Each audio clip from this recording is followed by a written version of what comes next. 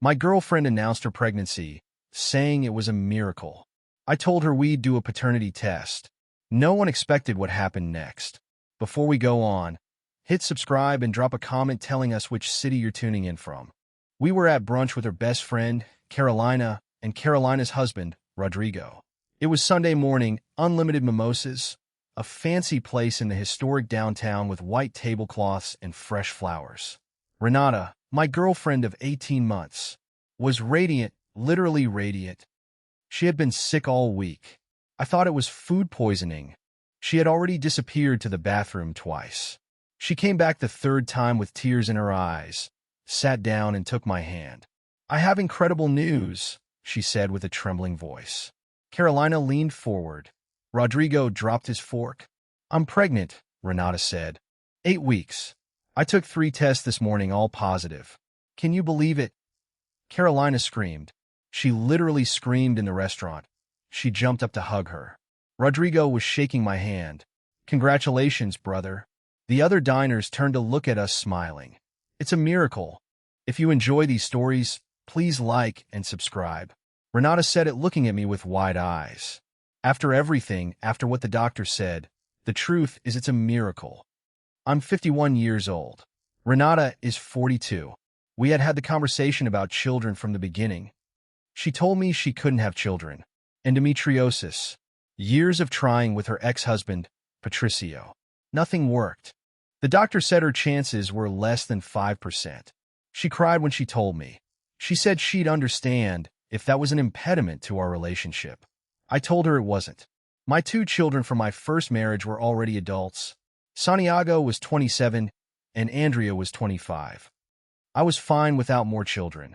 In fact, at my age I preferred it that way. Anyway, we had been careful. Protection most of the time. She was on birth control pills and all that. "We'll do a paternity test," I said in a low voice. The table fell silent. Carolina's smile froze. Rodrigo looked down at his plate. Renata's hand loosened in mine. "What?" she said in a small voice. "A paternity test." I repeated. "Standard procedure. We'll schedule it as soon as possible. We need to make sure everything is clear before moving forward." "Guillermo, you can't be serious," Carolina said. She had used another name, although apparently I'm not Guillermo. I'm Eduardo. "I'm completely serious." I said, 8 weeks pregnant. Renata just told me 2 minutes ago. We've been together for 18 months. I'm 51. She's 42.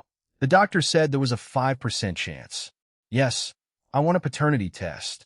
"That's an insult," Renata said, pulling her hand away. "You're basically accusing me of cheating on you." "I'm not accusing anyone of anything," I told her. "I'm asking for medical confirmation, just as I would for any other medical procedure. We confirm paternity, rule out any doubt, and move forward with clarity." "I can't believe you," she said, and tears started to well up. Were they real or fake? I couldn't tell. "I just told you I'm pregnant. Something I thought would never happen. Something that is literally a medical miracle. And your first response is to question if it's yours." My first response is to be thorough. I said, "Renata, you told me you couldn't get pregnant. You told me the doctors said it was almost impossible. You told me you and Patricio tried for 6 years without success. Now suddenly you're 8 weeks pregnant, and I'm supposed to accept it without verifying?" "Yes," she said, raising her voice. "That's what trust is about. That's what love is about. You're supposed to believe me." "I believe you're pregnant," I told her. "I see the symptoms, the nausea, the exhaustion. I believe that part. I'm just asking to confirm." The father, Rodrigo, cleared his throat. "Maybe this is a conversation for later in a private place, isn't it?" "No," Renata said, standing up. "We'll have it right now. Eduardo just accused me of cheating on him in front of my best friend, so we're going to discuss it publicly." The other diners were definitely already looking at us. "I didn't accuse you of anything," I said, staying seated and calm. 30 years in banking teaches you to stay calm during confrontations. I asked for a test.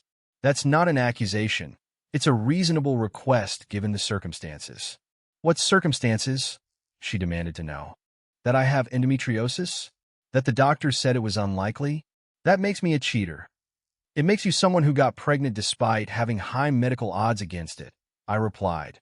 And when something improbable happens, you verify it, you confirm it, you don't just assume it. You're unbelievable, Carolina said. Renata has been faithful to you for 18 months. She loves you. She's carrying your child in her womb, and you're treating her like a criminal. I'm treating her like someone I care about, who needs medical confirmation before making life-changing decisions. I said, if the baby is mine, fantastic. We'll figure it out. If it's not mine, we need to know that too. Why wouldn't it be yours? Renata asked, her mascara starting to run. Whose else could it be? I don't know, I said honestly. That's why we do the test, to eliminate doubts and have certainty. You have doubts, she said, sitting down heavily again. You really think I cheated on you after 18 months? After moving in with you, meeting your children, planning a future, you think I was unfaithful? I think improbable things require verification, I answered. You told me yourself, a 5% chance. The doctor said, almost impossible. You and Patricio tried for 6 years. Nothing. Now 18 months with me. We were careful. You're on birth control, and suddenly you're 8 weeks pregnant. Renata, I have my doubts. Now she was crying harder. Carolina had her arm around her, glaring at me. Rodrigo was signaling for the check, clearly wanting to escape. I want to go home, Renata said. To our home or your home? I asked. She had moved into my apartment 9 months ago. However, she kept her apartment just in case. She had told me. I thought it was weird, but I didn't insist. To my home, she told me. I can't be near you right now. I'll take you to pick up your car. I'll take her, Carolina hurried to say. You've done enough. They left. Rodrigo stayed long enough to tell me, brother, I don't know what to say. That was brutal. Brutal is raising another man's child for 18 years without knowing it, I replied. Brutal is being lied to, being trapped, being used. Do you really think she cheated on you? He asked me. I think the math doesn't add up, I replied. I think a 5% chance doesn't suddenly become 100% without a reason. I think there's more to this story. Rodrigo left. I paid the bill, drove to my empty apartment, sat on the couch, called my daughter Andrea and told her everything. Dad, no way, she told me. You asked for a paternity test in the middle of brunch? I asked for verification, I told her. She announced a medically improbable pregnancy. I responded with a reasonable doubt. That's very cold, Andrea said. But she was thinking. I could hear it. Although maybe you're not wrong. Dad, didn't you say she told you she couldn't have children? That's what she told me. I confirmed. Endometriosis, years of failed attempts with Patricio, less than a 5% chance. And now she's pregnant. Andrea said slowly. 8 weeks, which means conception was around what? Mid-February, Valentine's weekend. I said, doing the math. We went to that boutique hotel in the Valle de Guadalupe. We spent 3 days together. And were you careful? She asked. Always, I told her. Protection. She's on birth control. We didn't want to have children. We were avoiding it. So either you're that 5%, Andrea said, or someone else is the 100%. That's what I'm thinking, I said. And everyone's acting like I'm crazy for wanting to know which of the two it is. Renata sent me a message that night. I can't believe you embarrassed me like that in front of Carolina in a public restaurant. You made me feel like trash. I replied. I asked a reasonable question. You were the one who made a drama. She replied, reasonable would be to trust me. Reasonable would be to celebrate. Reasonable would be to support me. Not demand tests as if I were some unfaithful slut. I never called you that. I wrote. You implied it, she replied, by asking me for a test. You implied I'm lying, that I cheated on you, that this baby isn't yours. The test will prove it's mine. I sent. Then we can move on without doubts. I'm not going to take any test, she replied by message. That's my answer. I'm not going to submit myself or this baby to your paranoid accusations. Either you trust me or you don't. Then I don't trust you, I replied. And until there's a test, I'm not going to acknowledge this baby. I'm not going to pay for anything. I'm not going to get involved in any way. My phone rang immediately. I answered. Eduardo, you can't be serious, she told me, crying again. I'm pregnant with your baby. Our baby. You can't just abandon us. I'm not abandoning anyone. I told her, I'm waiting for confirmation. If you take the test and it turns out it's mine, I'm all in. If you refuse the test, I wash my hands of it. You decide. Why are you doing this? She sobbed. Because something doesn't add up, I said, and in life I've learned that when something seems wrong, it usually is. You told me you couldn't get pregnant. Now you're pregnant. Either it's a real miracle or it's something else. I need to know which of the two it is. It's a miracle, she insisted. Then prove it. I told her. A simple test, non-invasive, no risk to the baby, that proves I'm the father. We celebrate it, we plan it, and we move on. I can't believe you're forcing me to do this, she told me. I'm not forcing you to do anything, I said. I'm giving you a choice. There's a test, and we're together. There's no test, and we're over. It's that simple. She hung up and didn't write to me again. That night, 2 days later, Carolina called me. Lalo, I have to tell you something, she said with a trembling voice. Okay, I replied, surprised. We weren't close. She was Renata's friend, not mine. Renata has been seeing someone else, she said quickly. Not all the time, not seriously, but there's someone. His name is Pablo. He's a physical therapist at her gym. They've been, I don't know what to call it, sleeping together, I guess for about 4 months. I felt a void in my stomach, although I already suspected it. 4 months, I repeated. Since January, she confirmed. Renata told me in March. She said it was purely physical. She said she loved you, but that Pablo was exciting. I told her to end it. I told her she was playing with fire. She promised me she would. She said she had, but now, with this pregnancy and after what happened on Sunday, I've been thinking, doing the math. And Lalo, I think the baby could be Pablo's. Why are you telling me this? I asked. Because it's not fair, Carolina said. Rodrigo and I talked about this. He told me you were just protecting yourself on Sunday, that you had a right to ask questions. And I've been thinking about it, about how Renata reacted, about how defensive she got, about how she refused to take the test, and I realized she's lying. She's pregnant with Pablo's baby, and she's trying to pass it off as yours. She told you that. I asked her. No, Carolina admitted, but I know her. I've known her for 15 years. I know when she's lying, and on Sunday she was lying. Why would she do something like that? I asked. Why not just be with Pablo if she's having his child? Because Pablo is 29 years old, Carolina said. He lives with roommates.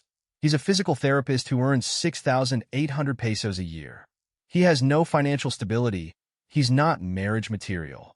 You do. You have the apartment, your retirement accounts. Stability. You're 51 and well-established. Pablo is 29 and is just figuring out what to do with his life. So, I'm the better option. You're the safer option. Carolina corrected me. And Renata is scared. She's 42. She never thought she could get pregnant. Now she is, and she's panicking, trying to secure the best situation for the baby. By lying to me, I said. By lying to you. She confirmed. And I'm sorry.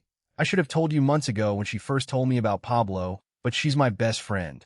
I was trying to be loyal to her. However, after Sunday, after seeing how she treated you, how she manipulated the situation, I can't let her do this to you. Thanks for telling me, I said. What are you going to do? She asked me.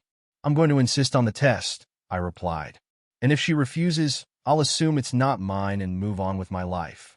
She'll hate me for telling you, Carolina said. She doesn't have to know it was you, I assured her. As far as she knows, I'm just being paranoid. We hung up. I was left to process the information. I felt surprisingly calm. I already suspected something. Now I had confirmation. I sent Renata a message. Last offer. Paternity test or we're over. You have 24 hours to decide. She called me immediately. Eduardo, please. Why are you doing this? Why can't you just trust me? Because trust is earned and you're acting suspiciously.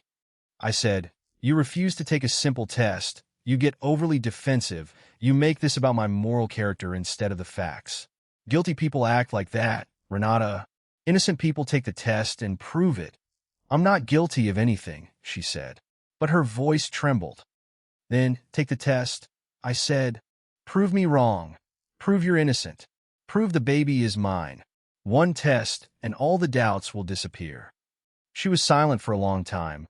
And if I can't, she finally said with a voice so low I could barely hear her. You can't what? I asked her. I can't prove it's yours, she said. Because it might not be. There it was, the confession, the truth I had been waiting for. Who is Pablo? I asked. Silence. Then she asked me, how do you know about Pablo? It doesn't matter, I said.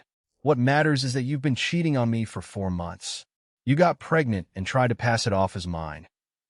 Lalo, I'm so sorry, she said, crying. I made a mistake. Pablo. It was a stupid mistake. I've ended it.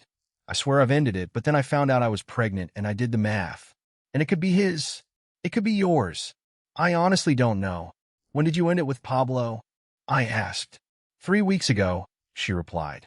When I started feeling sick, when I thought I might be pregnant, I ended it immediately. So it wasn't 4 months ago, as you told Carolina, I said. You were with Pablo just 3 weeks ago, while you were living with me, while you were planning a future with me, while you were wearing the necklace I gave you for Christmas. I'm sorry, she sobbed.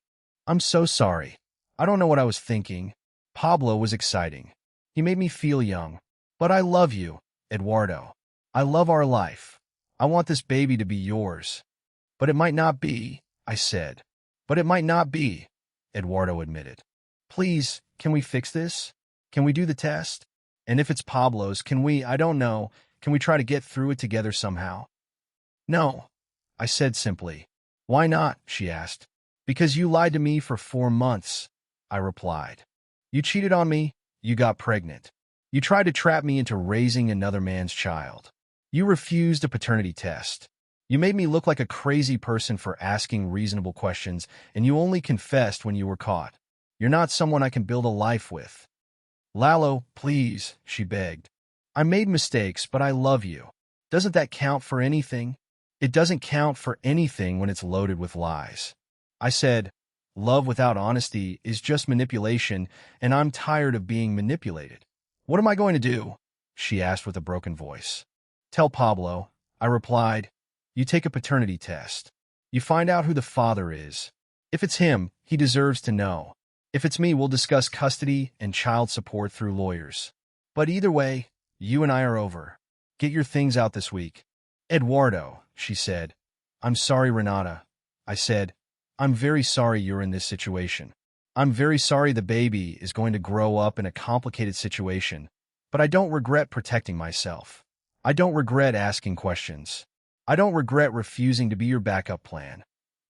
I hung up and blocked her number. She came for her things 3 days later. She brought Carolina to help her. I watched them from my bedroom window. They loaded boxes into Carolina's SUV. It took them 2 hours. Carolina looked up at my window once and nodded. I nodded back. They left. I changed the locks that same afternoon.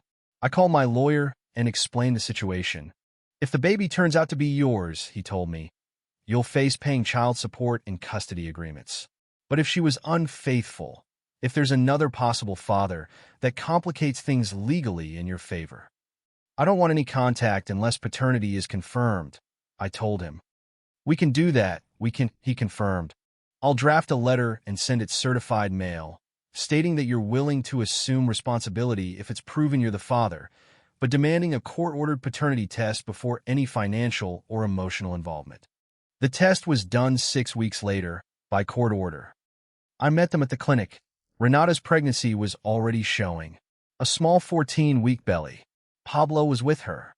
A tall guy, younger than I expected. Tattoos. A man bun. Exactly what you'd imagine, Eduardo. Renata said when she saw me. Don't do it. I told her. We're here for the test. That's all. We did the test. Cheek swabs. A blood draw for Renata. The technician told us the results would be in a week. We left separately. The results arrived by email. I was at work when the message came. I opened it in my office. Probability of paternity 0%. The alleged father analyzed is excluded as the biological father. 0%. It wasn't mine. A relief so intense flooded me that I had to sit down. I forwarded the results to my lawyer with a single line. Not my problem anymore. He replied, Congratulations on your freedom. Renata sent me a message from a new number. She must have bought a new phone. Eduardo, I'm so sorry. I know the test results. I know you're not the father, but I need you to know that I loved you, that I still love you. I made terrible decisions, but my feelings were real. I didn't reply. I blocked the new number. I found out from mutual friends that Pablo stepped up. In fact, he married Renata, a quick civil wedding. The baby was born 4 months later. A healthy girl. She weighed 3,100 grams. They're struggling financially. They live with his parents. Pablo has 2 jobs. Renata is on maternity leave. They don't have enough money. I feel nothing when I hear this. No satisfaction, no pity, just the relief of knowing it's not my problem. Now I'm 52. I'm single. The apartment is quiet and peaceful. I have my job, my children, my life.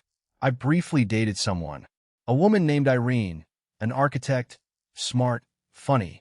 I told her about Renata on our 3rd date. She tried to trap you with another man's baby, she said. And she got angry when you asked for a test. Apparently, I was being untrusting. I said, you were being smart, Irene affirmed. Any man in that situation should ask for a test. Irene and I dated for 4 months. It didn't work out. We had different life goals. We parted as friends. I saw Renata once 7 months after the whole mess. She was at Walmart with the baby. Pablo was pushing the cart. They looked tired, stressed. They saw me and quickly looked away. I felt nothing. I continued my shopping. I bought what I needed. I went home. Sometimes my daughter Andrea asks me if I regret how I handled the situation. You could have been nicer, she says. You could have supported her more. And I could have been a fool, I reply. I could have raised Pablo's baby while Renata continued to lie. I could have paid for everything while she kept secrets from me. I could have sacrificed my peace for someone else's mistakes. That's fair, she admits, and it's fair more than fair. It's survival instinct. I'm Eduardo, 52, a banker, single, a good man who learned that miracles require verification, that trust without proof is pure naivety, that asking questions doesn't make you paranoid, but smart. I deserve honesty, I deserve clarity, I deserve someone who doesn't make me doubt basic biology. And if that person doesn't exist, well, I have my apartment, my career, my children, my peace, and that's enough for me. It has to be enough because the alternative is raising another man's child, while everyone calls me paranoid for asking questions. And I'd rather be alone and write 1,000 times than be in a relationship and be made a fool of. Thanks for watching the video, and see you next time.